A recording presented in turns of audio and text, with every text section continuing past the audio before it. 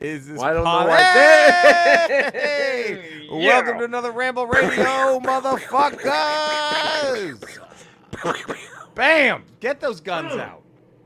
Get those guns out. Get them Ramble guns Radio 419. 400. We've done this 419 times already. Are we getting high as fuck on Friday? Oh, Friday's 420. We got to do edibles. We're going to, so characteristic of us, too. Right on brand. Right on brand, just to be high as shit. I'm Jerry Rocha, right over there, right next to me. At a Pence, there everybody. he is. At a Pence. And this is and you think it's just the two of us. You think this is it. This is, what else would it be? Well, it's not. There he is, right there. Cody VFI, everybody. But from What's up? Man. I'm surprised Cody doesn't have a WWE championship belt over his shoulder right now after that masterful rally in New Jersey that your boy Trump had. 100,000? I think it was 700,000? 700,000 people? Yeah. Okay, look, bad. let's be conservative. It was at least 80,000. We can all agree on that, right? Minimum. The way you got Roger Stone to tweet out a picture of Brazil and the from a Rod Stewart concert. Huge. That's Can I Chef's tell kiss. you, I think Chef's the kiss. real chef's kiss was Cody somehow, and we've been wondering when this would happen. Yeah. When is Cody going to get both worlds of his to merge? But then you had Trump just talking about how great of a guy Hannibal Lecter was. I thought that was the late great. the Hannibal late Lecter. great Hannibal Lecter. That was just... Congratulations to him, as he Yes, said. congratulations to Hannibal To the late great Hannibal Lecter. Oh, fuck. Incredible. At any other point in history, the election's over right now. That's done. That's other it. point in history. It's over. It's like, what the fuck just happened? Doesn't matter what the chart, nothing. After that statement at a route. If Bob Dole or Bill Clinton said that, it'd be like, what the fuck? They're done. It's George W. Bush. It's over. As much shit as he got away with saying. That would have been it. The late great. Congratulations to Hannibal Lecter. Congratulations to the late great Hannibal. He also said a wonderful man. A wonderful man. I think he thinks it was a biography, like the Silence of the Lambs was at the really it was nonfiction. I think he thinks he was a real, actual person. What was and think of all the rock bottoms that are happening. You could have thinking Hannibal Lecter was a real person. Hey, do we have registered sex offender Lawrence Taylor in the house? Get him up here. Get registered sex offender Lawrence Taylor up here to say a few words. It was just an array of rock bottoms. Ugh. And then all the paid extras leaving like an hour into it. Like that was I got my $25. I'm out. I'm fucking done. Contract says I'm here for an hour. Fuck it. And I'm done. I'm getting my fucking, they're Venmoing me. I'm getting the fuck out of here. Well, here we are. Ramble 419, everybody. Woo! I don't know if you were aware of this, but you can email us, ramble@theramblepod.com. We're on Twitter at Podcast Ramble, the number 1. Instagram at Podcast Ramble. YouTube, the Ramble Tube. We also have a TeePublic merch page. Who wouldn't want to watch that? Get on that. Go buy T-shirts. Ramble swag, if you must. And we are still at 144 now. 144 5-star ratings. Hiccup, I believe, was it? No, who is back on top? We had a new one, I think. Hiccup got dethroned. Hiccup got dethroned, and then Hiccup took it back. Remember? Took it right back. It's my title. Right back. So We had a little Hiccup, Tuesday night in Texas action. Yeah. Yeah. Hiccup 4, right back on top. What a. So man, this is just a wide open Ramble Radio now. So Cody, I sent you this earlier. This is something Eddie and I have talked about. I don't know why, but when I saw that Jeff Bridges was like, fuck it, we're doing Tron 3, right? Yeah. I was like, well, God, I remember nothing from the first Tron movie except thinking the toys were cool as shit. How fucking much I hated that movie. And and I remember as a kid, I I remember, like, I was like, did that movie bore me? Was that boring? I didn't remember. And then I Well, you watched wanted it to like again. it. It was Yeah. Disney's like attempt at like sci-fi movie, and you're like, I'm in because I love I'm Disney and I love sci-fi, and this is going to be awesome. And it's about a guy who gets sucked into a fucking video game. How great is this going to be? right. And then I remember watching the original one, and I'm like, this is such a piece of shit. Like, the whole time I'm watching the first Tron, I'm like, this is the dumbest fucking movie. This is fucking terrible. It wasn't one of the first. I don't know. I could be off. Like the computer generated CGI? graphics CGI for a film. It had to have been. Mm. It was one of the earliest attempts at CGI in a movie. It had, I and think. boy, you can tell. Boy, because does it. It does not hold up. Ages like you, who in the sun. It's like, what the fuck? And it is such a boring, like, and then Eddie, when we were talking about it, Eddie's like, I think there was a scene, because I just saw it like 2 weeks ago, where they're just like floating in cyberspace for what feels like 2 hours. Yeah. Right? And I was like, I guess as an homage to the original Tron scene where they were just. Well, no, on you're some talking about sort the original Tron. You're saying Oh, the yeah. original one. Yeah, they're just, like, they're floating. just floating for 2 hours. Like, what the? Will something happen? And the same fucking thing. So I watched the new one, and where they just like, look, we can't be a Tron movie unless there's a really boring scene where they're floating. Can we not get like DSL internet for this game? Like, why is the fucking Are we just floating? some more memory? So slow. It's so slow. Now, Tron Legacy though is a much better movie than the low first bar. Tron. It's a low bar. It is, and what saves it is the soundtrack. Daft Punk does a soundtrack, Yeah. and it's fucking Good fantastic. And Daft Punk actually is a cameo in the movie, but do they? Or is it just two guys in helmets and they're like, oh, look, it's Daft Punk. It's playing. Daft Punk. You know, but it was like, I don't know. I don't know about, I guess I'll go see the third one, but Cody, I don't know you why I haven't saw seen the second either. one. You haven't seen either Tron, have you? No, I haven't. Yeah, it's literally it's that Tron Legacy worth the soundtrack. Like I'm gonna get the soundtrack because it was fucking great. It was Daft Punk. It's great, but the movie is just like this. What is this? What is like? But was I right that Tron isn't the good guy? He's sort of a bad program. Tron's now, not or even something? in it. Like barely in this. So There's something weird with yeah. Tron So in that yeah. one. So in this one, like so. Cody, in the first, this is going to be the Tron Ramble Radio. Cody, you won. I hope you're lucky. I hope you're happy. I mean, congratulations. Eddie, how many emails has Cody sent us about doing an all-Tron Ramble? He clogged up my Gmail, and I had to open up He had to another start Gmail a account new account. And because he clogged it up with Tron. No, email. we fucked him enough with the Marla Gibbs. Yeah. Right, So Cody? Let's give him the Tron episode. He's can- been wanting. Yes, you can get Yeah. the Tron. Thank you. Yeah. Some justice. So in the first Tron, Bruce Boxleitner plays a computer programmer, I believe, who works for this super popular software company. Now, the software company is run by a guy who stole all of Jeff Bridges' big ideas, I believe. Not only for the OS they sell, but for like a couple of video games, right? Yeah. So Jeff Bridges is now like this angry hacker guy who runs his own arcade called Flynn's Arcade because his last name is Flynn. And he's still buddies with Boxleitner, and his ex-girlfriend is now Boxleitner's lady friend.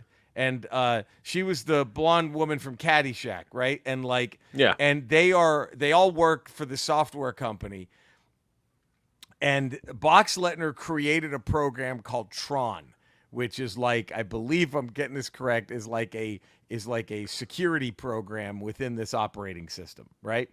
And Jeff Bridges wants proof that all of his ideas were stolen by the villain.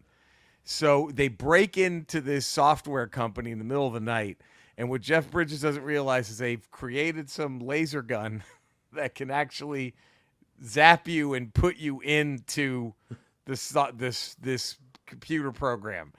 And so that's what happens. He gets hit. He gets sent in, and he's in this world where there's just computer programs that just exist, and they battle each other. It's like you're in a giant video game, and Bruce Boxleitner plays Tron. So since he created the Tron it's in his system, image. It's in his image, right? And so together, him, Tron, and then the woman, she has her own avatar in there.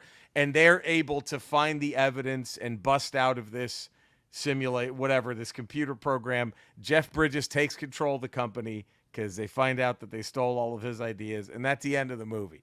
And I guess Legacy opens up where he's been gone for like 20 years. And his son, who for no reason lives in a shed by a river. It's never explained. He just lives in a parking It's just garage. hard times, man. Hard times. But he's like the head of the company. Like he gets all Hard this times. money. And like He's a realist. here's what I think is the dumbest thing about, and I know it's a movie. I know. It's No, sure. but Jeff Bridges' son is like the biggest computer nerd the world has ever known. Right? But he's also just Johnny on the motorcycle, Austin Butler getting pussy 24/7. Like, get the fuck out of here. There's no way. This guy would have had diabetes by the time he was 17. Like, there's no fucking, stop this. This is fucking. He'd be in someone's basement. Yes, For sure. instead of like this weird makeshift basement he created by the river. But anyway, Jeff Bridges has been missing for like 20-something years. And it turns out that Jeff Bridges would constantly go back into the computer program in his spare time to try to create these programs that would change the world for the better. And what happened was he created a counterpart of himself called Clue, who is going to be the linchpin to make this perfect world. But the problem is Clue, very much like Ultron, is such a perfectionist that it wants to just break out of the software and wipe out humanity and start its own utopia. And so Clue has repurposed Tron to be like his personal bodyguard kind of guy. And Tron's in it for like 5 seconds. It was they're being chased at the end, and Tron is chasing him along with Clue, who's just like a horrifically de-aged Jeff Bridges. The computer de-aging on Jeff Bridges is not a thumbs up like this screen just showed. It's terrible. It's so bad. It's worse than the Polar Express. You're just like, what the fuck am I watching? But I grant it was like the first time they could do it. But then What you year see was like this? Like 2013, 2014? yeah, 2013. But then you see like Robert Downey Jr. in fucking Winter Soldier, and you're like, God damn, Disney, how did you couldn't have done this 5 years earlier? Like shit, this is like, but it's so then there's this scene at the end where like they're being chased by Clue and Tron, right? Yeah. Jeff Bridges and his kid, and then Tron, they're in these little cyber jets. And Tron flies ahead of him and does like a spin move over the top. And Jeff Bridges just looks up at Tron and says, "Tron, what have you become?" And that turns Tron good. that was it. So the flip turned him good? Yeah, the just flip. Seeing Jeff Bridges and Jeff Bridges going, "Tron, what have you become?" Then Tron like turns on Clue and helps him escape. Like, it was just like. But they're making a third one. They're making it. But it's visually, besides the de-aging, it's so fucking cool. The light cycles look incredible in Tron Legacy. I remember light cycles looking The cool. visuals were so fucking awesome, except for the de-aging. But then, like, yes, it still suffers from the same, who the fuck wrote this story? Like, it's just... And Eddie and I are usually pretty easy to please if something was made before 1988. You know what I mean? Like, we're pretty easy. It doesn't take much for us to... No, to I'm pretty forgiving. But I was just watching it. The music is fucking awesome. The soundtrack is fucking fantastic. And that's what saves it. I think Daft Punk and John Williams just need to need awards for just single-handedly carrying a shitty movie like they did with Tron and like he did with the prequels. You know what I mean? Like, Jesus Christ, the lifting John Williams did for the Star Wars prequels. But the music, and there are moments that are fucking cool as shit. But overall, the movie lost me when he just goes, Tron, what have you become? And that was enough. Like, okay, I'm a good guy. You're right. I'm sorry. I'll be a good guy again. It was just so fucking. I'm trying to think of the dumbest face turns. And that, I don't know. I don't know is. I mean, I kind of think, I don't know if it's a full face turn, but the Kylo Ren in the third Star Wars movie. Ooh, that was too easy, wasn't it? That was sucks. too easy and quick. It's not as bad as the Tron turn. No, but do you know what the only thing that saves the Kylo Ren turn? Because I'm with Cody. I didn't like it. And the only thing that saves it, and I really mean, and it's just Adam Driver. The kiss? Is it the kiss? No, it's the fact that Adam Driver, for that last 20 minutes, is just doing a really good Harrison Ford impersonation. Does that make sense? Like when he becomes Ben Solo and he does like the shrug and he does all the Harrison Ford shit. I was like, okay, this is. I mean, you gotta love it when you put in 2 movies of him being like purely evil. I'm gonna kill my mom. I'm gonna kill my dad, and I'm not gonna. I killed my dad, and now I'm trying to kill my now mom. I'm trying to kill my mom. But you get that. I mean, in the third one, he was supposed to be the bad guy. He was in the original. In the Colin. Right. In the other script, Duel of Fates, which he should have been. He should have been. That was episode 9.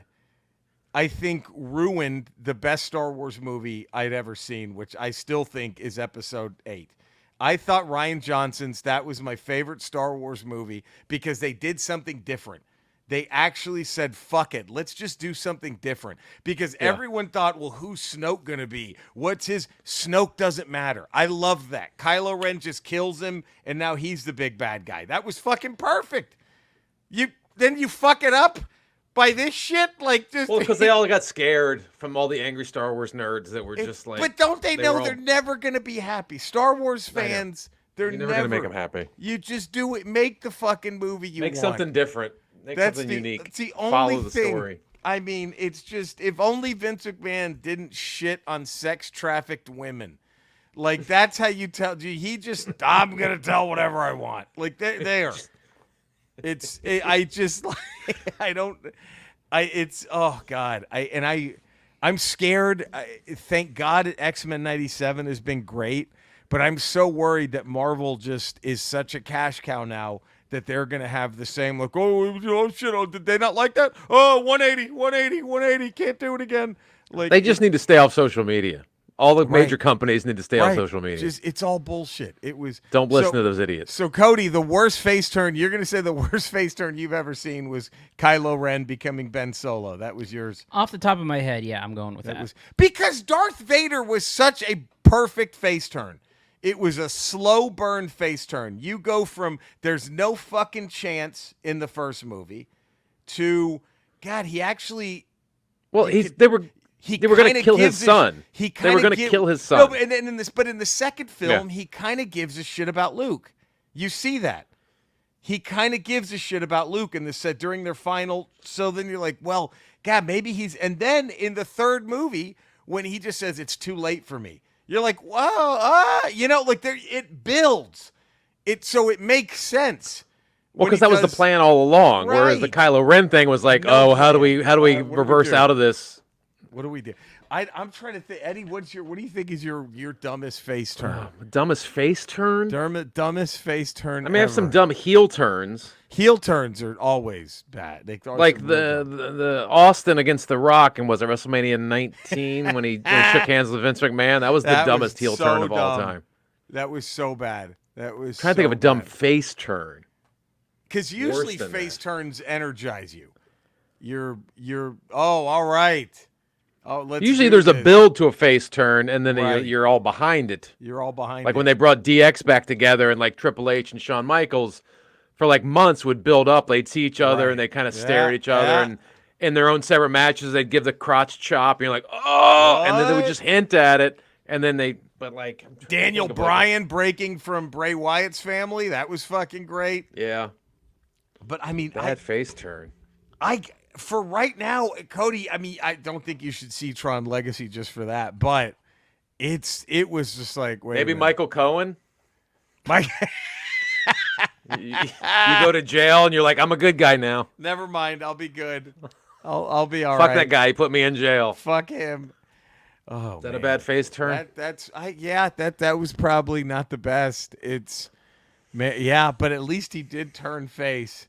Yeah, he did turn face. I can't imagine that was a big. You saw Tron Legacy in the theater, right, Eddie? I did. Did you remember a giant pop when he was like, Tron, what have you become? No, I think I was only like 7 or 8 people in the theater when I saw it. It wasn't. I remember sitting there watching, going, "Why am I even here?" Because I didn't like the first Tron, and I don't know why I went to see that Tron. Right. It wasn't like some nostalgia from my childhood. I'm like, I got to see this. It's back. My childhood is born again. I was just like, why am I just went just to go see a movie. Now I barely remembered the storyline from the original Tron. Right. Yeah. Right. Here's a controversial. Maybe we might lose people over this. Would the end of Predator 2 be considered a face turn for the Predators? Well, that was a sign of respect. It was like at the end of Prey when they give her the gun. Yeah. But you've Predator never 2. seen that. You've never seen that. Like because the first Predator movie, you only saw just evil hunter predator, right? And the only thing he did was sort of like gave you the idea that maybe they're like a noble breed of hunters. Is he didn't attack the unarmed woman? And remember, she tries to pick up the gun, and Schwarzenegger kicks it, and he goes, "He didn't attack you because you weren't armed." Like that was right. So like you got that sort of hint there. Like okay, it only hunts either other males or armed people. Armed people. So then that kind of made it was gonna work. But and then in part 2, it was gonna kill Maria Conchita Alonso. But she was pregnant until it realized she was pregnant, and it let her go. So So it kind of like when you saw them at the end not kill Danny Glover, but sort of. Hey, give him a sign of respect. Cool. Hey, you killed one of us. That's not really. That's true. Not really. Not so much a face turn. Yeah. Not so much a face turn. Well, there we go. What? My God. But yeah. Now, if Danny Glover had put on a Predator mask and become a Predator and done a heel turn, that may have been like, what? What if they gave him the mask and he just starts killing people around LA? And he turns himself invisible and you never see him again. That would have been tremendous. Would that have been a bad face turn or a bad heel turn? I think a tremendous heel turn. I think that would have been like, what the fuck is happening? That would have been a great. Danny Glover's a Predator now. Or what if the alien queen at the end of Aliens, just like you see her tail, just bring a duffel bag full of cash to Sigourney Weaver, and she gives her Newt. She's like, all right, fucking, you can have the kid. And Sigourney Weaver just takes a duffel bag. Takes the cash. She takes a duffel bag filled with cash. She just lays the kid in one of the eggs and like walks out. Plops it in. And just, I'm out. Terrible heel turn. Terrible heel turn. Ruins the entire franchise. Ruins one of the best movies ever made. Did you see like this duffel bag filled with cash? Well, don't mind if I do. And what if she said that? If Sigourney Weaver, whoa, don't mind if I do. And then just take that and just leaves. Or at the end of Raiders when Marion actually tells Indy, I think I'm pregnant. And he's like, whatever you do, don't close your eyes. Keep them open. Keep your eyes open. Look into this shit. Melt. It's good luck if you look into this. I'm pregnant. Okay. Okay, well, here. Pop your eyes open. Oh, whatever fuck. you do, don't look away. Don't look away. Look right into this. Oh, fuck. My God, what a ramble. What else do you want from us? To all the rambling, to the Rambleverse. Ramble Nation. As Ramble Nation. Ramble Nation. Well, I was about to say, Cody, where can all the fine folk find you? We can get to that. You don't want to. I just contractual obligation. We just will be sued. Is the order contractual as well? Yes, no, I think it might be. I think so. It's all contractual. I thought obligations. about that. Yeah, fuck. It's all that way. Oh, Eddie, Skeletor. We were talking about some famous face turns or heel turns in movies and such. Have you ever had a face turn? Oh. Eddie, that's a wonderful question, and I'm glad that you've asked me that. Normally, the big S just likes to stay a heel, but there was one time I decided to not murder and then eat an orphan child. And it was after I came out of the movies feeling really good. And I said, you know what? Not today. Not today. And it was a movie that, it probably won every award over in your planet. It's where Christian Slater is a skateboarder who has to find out who murdered his Vietnamese orphaned brother. It's a fantastic movie, one of the greatest films I've ever seen, and because of that, I decided not to murder and eat a child. Because it was a Christian Slater film where he's a skateboarder. I'm sure you all have seen it. I'm sure that Cody, the critic, probably wrote a glowing review of it. One of the greatest films ever made. And go ahead. Where did I see such a movie? No, go ahead. Where? He-Man's mother's pussy! That's where the orphan kid was, too. It was so big. Oh, boy. Okay. I think he's talking about Gleaming the Cube, I think. I think. Cody, have you seen Gleaming the Cube? I believe I missed that one. Where Christian Slater, a 16-year-old skateboarder who has to solve the murder of his adopted brother. Looking it up now. Good one. It's a good one. Christian Slater's made some great films. He's made some great films. He's already been in the greatest Western of all time, Young Guns 2. Right. So there's that. Yeah. Cody, does Gleaming the Cube, does that look like something you'd be interested in? Maybe a Good Willow Hunting on Gleaming the Cube. Gleaming the Cube. Do we do a triple shot of Christian Slater? We do Wild Heart, Gleaming the Cube, and what was the one, Eddie, where he had his own pirate radio in his basement? Fuck! What was that one? Pump Up the Volume or something? Pump Up the Volume. I think he had his own. He had a pirate radio station in his mom's basement or something like that. Oh, there it is. I see that one. I've come to that movie, too. Pump Up the Volume. I'll come to that, even if I've just come. Okay. Would you believe that Pump Up the Volume has 79% on Rotten Tomatoes? Get the fuck out of here! Pump Up the Volume might be a Pump Up masterpiece. the Volume, yeah. And LaQuisha's at 3%. Believe this? See? This is more reasons for Cody to be put on Rotten Tomatoes. Go ahead and plug your Cinesnob so we can fix these things. Yeah, well, if you want to listen to the Cinesnob podcast, you can get some movie reviews. Currently, this past week, we have reviews of...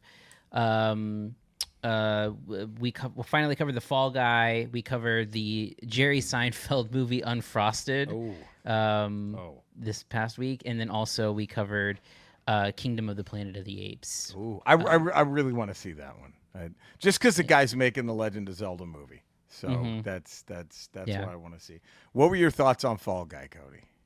I didn't love it. I think that the movie has I think the action stuff is fine, but it's trapped underneath this completely stupid plot line. I agree. That just weighs the whole thing down, and Gosling's charm has to do so much heavy lifting in the movie. It does, though. To his credit, it does. But I will say, when I left the movie, I thought literally somebody wrote the Against All Odds karaoke scene and said, okay, let's make a whole movie out of this. Because that was the scene of the film. I thought that was the best scene of the movie, and it was because the action was great, it was kind of funny, but then it was but where do you go? But the action sequence that's happening there is so inconsequential to the main storyline that's going on, and it's sort of if you want to make a movie that is the love letter to stunt performers and stunts, you can attach literally any plot to it that is more interesting than what you get. I didn't understand why remake the Burt Reynolds movie. What was the Smoker Ace or whatever? Oh, that's right. Stunt movie was it? Yeah, Smoker Ace. Yeah, I also don't understand why they couldn't have just made it like the TV show. He's a bounty hunter and a stuntman. Yeah, that would have been but there we go. So the Cinesnob Cody, and then all the social media handles, Cody. Cinesnob Cody on all socials. Yeah, there it is. All right, Eddie. You can find me 5 days a week, patreon.com, The Ralph Report. Tuesdays, Fridays, Ramble Radio. Wednesdays, Ramble Proper. And Fridays, Not Today with Jen Sturger. There we go. All right. Are they going to make a movie about the Buck Rogers robot? I'd love to come on that thing. Did he not hear the last episode? We talked about We Twiggy talked Tweaky. for like 20 Wants minutes. to come on Tweak.